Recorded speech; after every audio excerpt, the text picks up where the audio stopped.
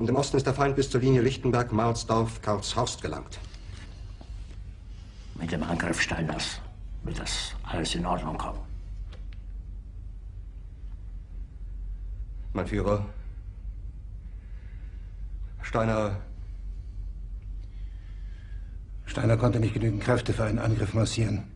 Der Angriff Steiner ist nicht erfolgt. Es bleiben im Raum Keitel, Jodl, Krebs und Burgdorf.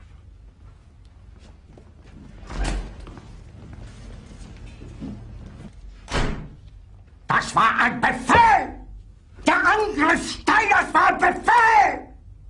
Wer sind Sie? Dass Sie es wagen, sich meinen Befehl zu widersetzen! So weit ist das also gekommen. Das Militär hat mich belogen! Jeder hat mich belogen, sogar die SS!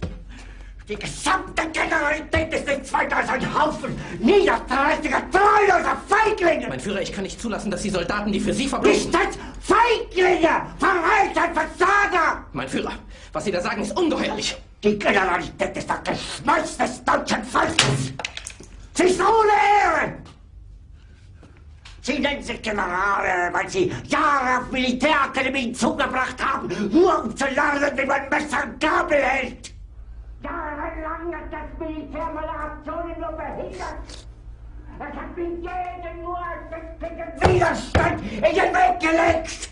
Ich hätte gut daran getan, von Jahren alle höheren Offiziere liquidieren zu lassen, wie Stalin.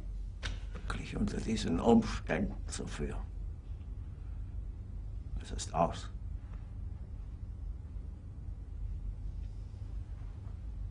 Der Krieg ist verloren.